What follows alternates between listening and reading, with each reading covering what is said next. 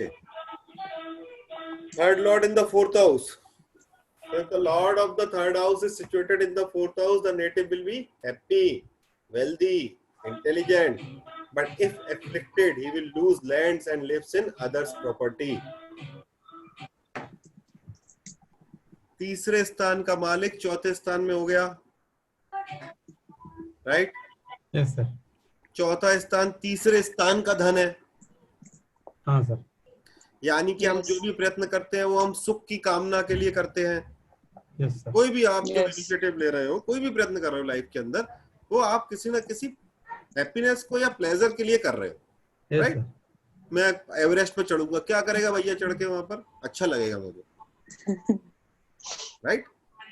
हम वहां कोई तेरा इंतजार कर रहा नहीं, अच्छा लगेगा। मैं 50 किलोमीटर साइकिल चलाऊंगा, मैं गाऊंगा, मैं ये करूंगा, अच्छा लग रहा है मुझे, और कुछ नहीं, right? So when third lord is getting into the fourth house, the person will happy by his own effort, wealthy, क्योंकि प्रयत्न का रिजल्ट आ रहा है सुख के रूप में, और चौथे स्थान में सभी तरीके के मटेरियलिस्टिक सुख हैं, इंटेलिजेंट। बट अगर ये एफ्लिक्टेड है तो क्या हो गया?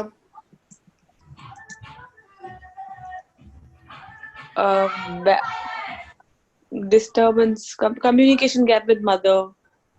एक मिनट, किसी के पीछे माइक जिसमें बच्चे गा रहे हैं बंद कर दो।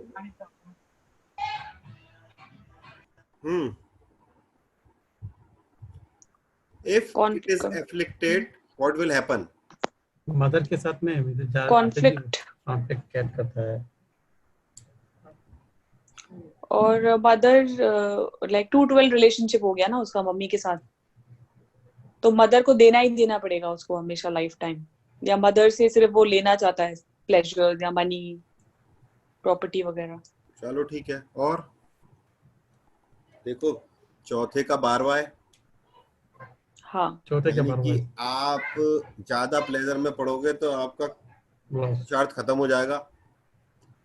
अब थर्ड लॉर्ड अगर एफ्लिक्टेड होकर गया फोर्थ हाउस में, तो सबसे पहले तो आपकी प्रॉपर्टी का नाश कर देगा वो, आपके सुख का नाश कर देगा, राइट?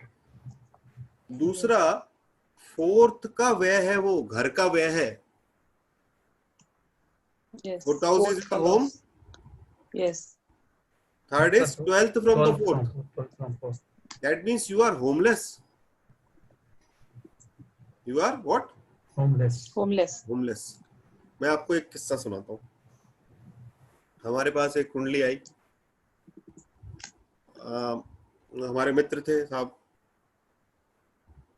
बेल्जियम में, उनका ब्रदर का कुंडली आई मेरे पास।